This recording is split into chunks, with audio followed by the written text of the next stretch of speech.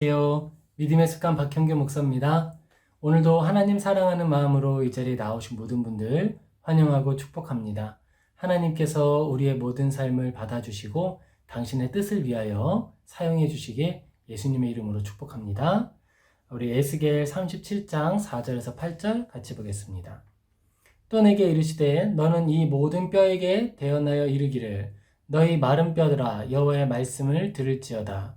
주 여호와께서 이 뼈들에게 이같이 말씀하시기를 내가 생기를 너희에게 들어가게 하리니 너희가 살아나리라.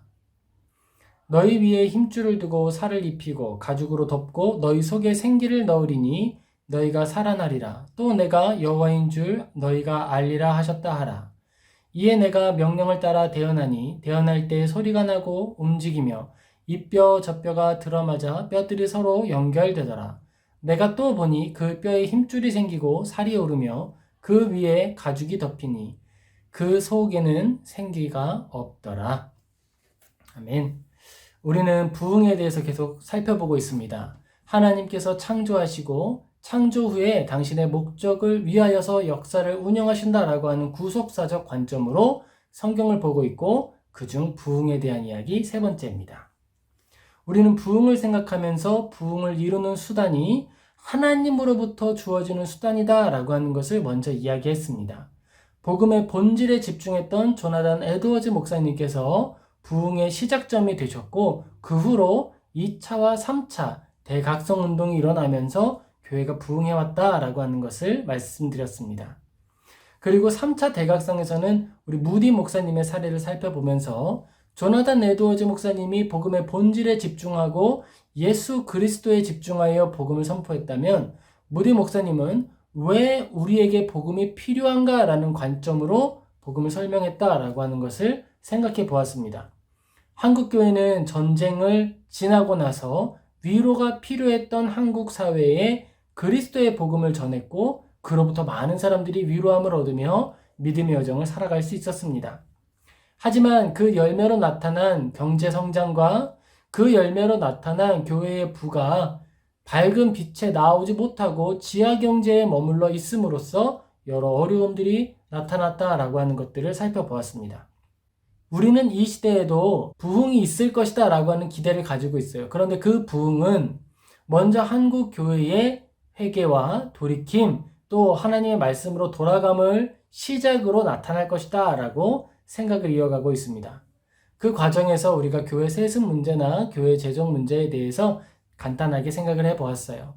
모든 것들은 어떤 교회를 지적한다 라기보다는 우리가 이러한 것들을 기도의 제목 삼고 하나님 앞에 기도해 나아가야겠다 라는 게 우리의 결론이었습니다. 그리고 세습이라는 나쁜 표현을 사용하기보다는 하나님께서 우리에게 주신 또 목회자라고 하는 것이 인생의 여정 속에 몇 번 바뀌게 되는 건 당연한 일인데 그 과정과 절차에 있어서 온전히 하나님의 법과 질서를 따라 나타났는가 하는 부분이 중요한 문제가 되어야 한다라고 언급했습니다. 한국 교회에 이제 세습 문제가 이야기되면서 홈페이지가 있어요. 우리 동네 교회 세습 지도라고 하는 지도가 있어서 교회에 이제 문제가 되었던 세습의 사건에 연루됐던 교회들을 표시하고 있습니다. 제가 앞서서 언급했던 교회 세습에 대한 문제의 예외 조항 그리고 우리가 고민해야 할 문제는 아무도 가지 않는 지방교회에 이제 후임 목사로서 자녀가 와서 아버지의 사역을 이해받는 것에 대한 이해 이걸 우리가 어떻게 보아야 하는가 그리고 이것을 세습으로 말하지 않으면서 다른 부분을 세습이라고 언급하는 것 자체가 고민이 충분히 이루어지지 않은 상태에서 나쁜 단어를 먼저 사용한 것인가 라고 하는 부분에 있어서는 고민할 여지가 있다 라고 하는 것들을 이야기했습니다. 우리가 이 시대에 추구해야 할 복음은 무엇일까요? 이 시대에 추구해야 할 부흥은 무엇일까요? 그것은 하나님의 말씀으로 돌아가는 것이고 말씀을 따라 갱신되는 것이고 하나님의 말씀 앞에 회개하는 것이다 라고 정리할 수 있을 거예요.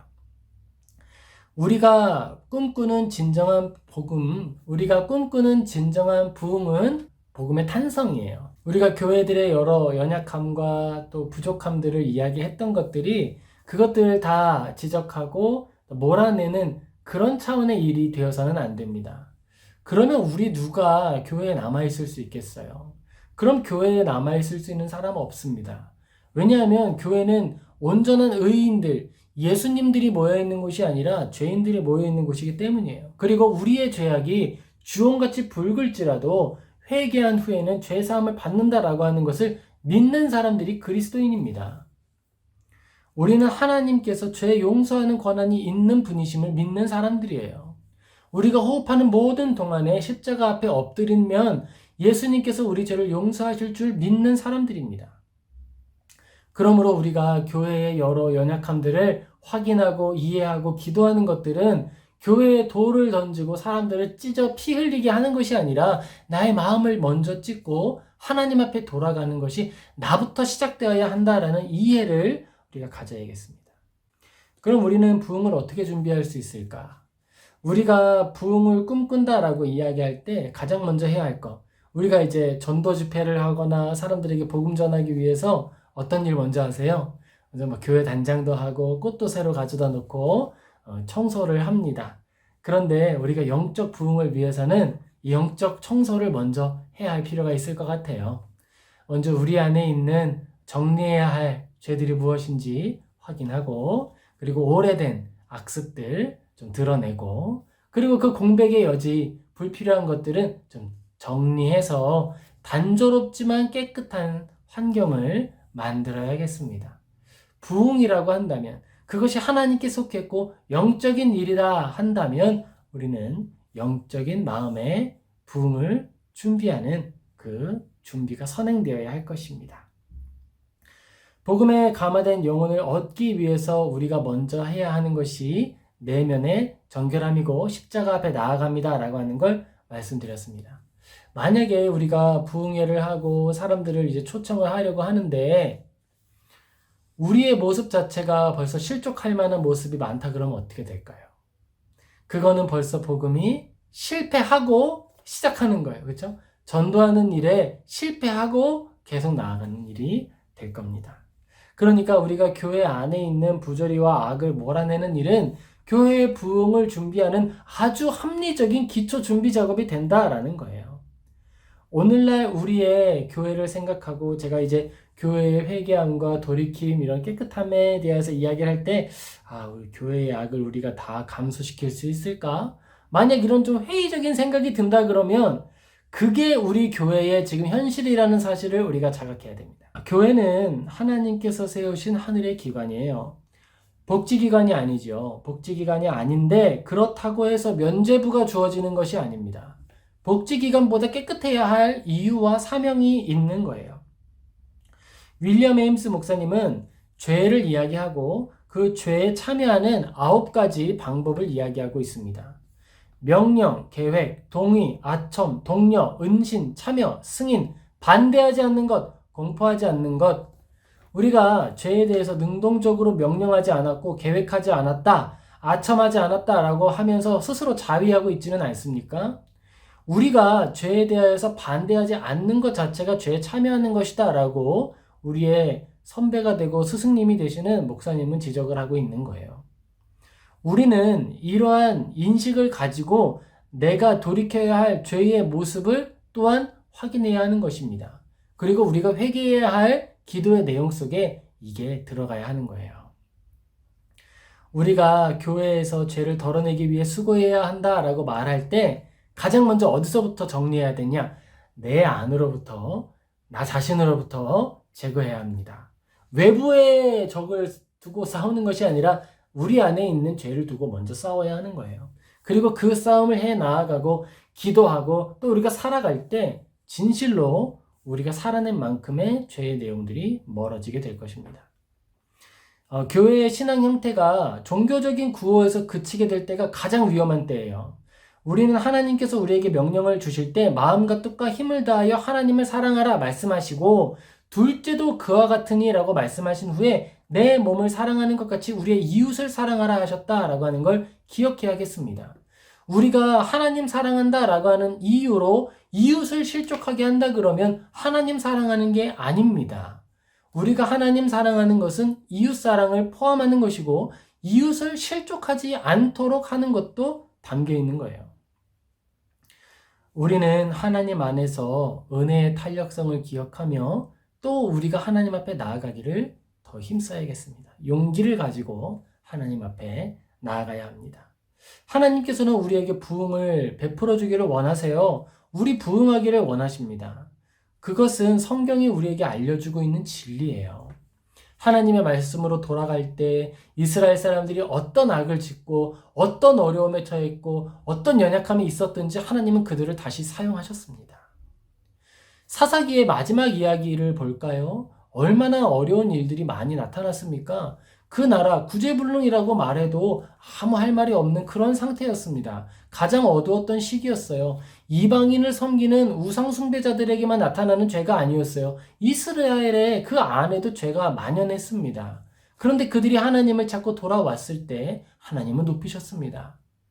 이후에 왕권이 들어서고 난 이후에는 어땠을까요? 왕이 나타났지만 왕이 있은 후에도 이스라엘 사람들은 또 부패했고 우상을 섬겼습니다. 그때 하나님께서 마지막에 하신 것이 예레미야 선지자를 통해 멸망을 선언하시고 그들이 결국 포로로 끌려가게 하셨습니다. 그리고 포로로 끌려간 자리에서 이스라엘 사람들은 우상을 근절했습니다. 하나님은 이스라엘 사람들을 죄 때문에 근절하고 하나님으로부터 단절시키는 것이 아니라 그들을 낮추시고 겸손의 시간을 지나가게 하심을 통하여서 우상 숭배하려고 하는 DNA를 제거하셨어요. 그 습관을 제거하셨습니다. 그게 하나님께서 우리에게 하시는 모든 일일 수 있어요. 우리가 지금 돌이켜야 하는 자리에 있고 우리가 지금 기도해야 하는 자리에 서 있는 거예요. 하나님은 다니엘을 찾으십니다. 하나님은 요셉을 찾고 계십니다. 하나님은 지금 우상 앞에 무릎 꿇지 않은 사람들을 찾고 계시는 거예요. 그게 우리가 될 수 있어요. 우리가 회개하고 우리가 먼저 하나님 앞에 나아가고 하나님 도와주세요라고 하나님을 붙들고 나아가면 하나님이 우리를 사용해 주실 겁니다. 하나님 살아계시고 하나님 능력 있으십니다. 우리 그런 하나님 믿는 거예요. 교회가 전하는 복음은 아주 선명한 진리입니다. 회개하고 복음을 받으라, 바로 이것입니다. 그리고 그 각주가 되는 것이 우리의 삶이에요. 우리의 삶이 복음을 전하는 그리스도의 편지가 되어야 하고 이 세상을 향한 하나님의 향기가 되어야 합니다. 그 향기가 언제 짙은 향기로 나타날 수 있을까요? 우리가 회개하고 우리가 기도할 때예요. 우리는 답을 이미 알고 있습니다. 답을 추구하기에 손에 쥔 것이 너무 많게 여겨지거나 내가 너무 화려한 것에 취해 있다고 생각할지 모르겠어요. 우리는 돌아가기에 이미 너무 멀리 왔다라고 고민하게 될지도 모르겠습니다. 하지만 이스라엘 사람들 광야에 있던 그 시간이 하나님을 의지하기에 가장 좋은 시간이었어요. 이미 멀리 떨어져서 내가 언제 약속의 땅에 다시 돌아갈까라고 고민하는 그 시기, 그 자리가 기도하기에 가장 좋은 자리였습니다. 한국교회는 성장했습니다. 아름다운 일이고 감사해야 할 일이에요. 그리고 첫 번째 넘어짐과 일어섬 앞에 서 있는 거예요.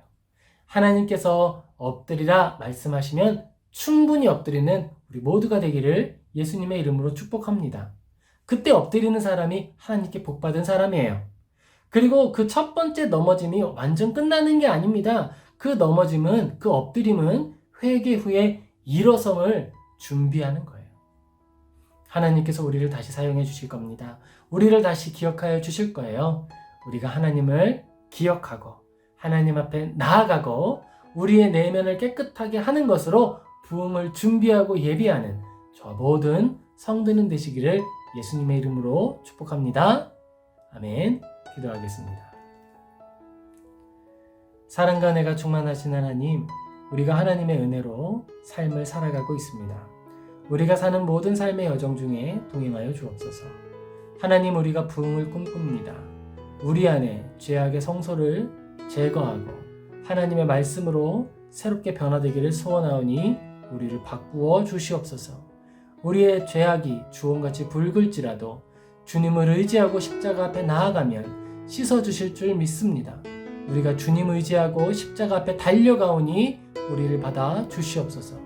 아버지 하나님, 이 땅에 세워진 아름다운 주님의 교회들, 하나님의 나라를 위하여 협력할 수 있도록 도와주시고 주님의 뜻을 위하여 쓰임받게 하여 주시옵소서.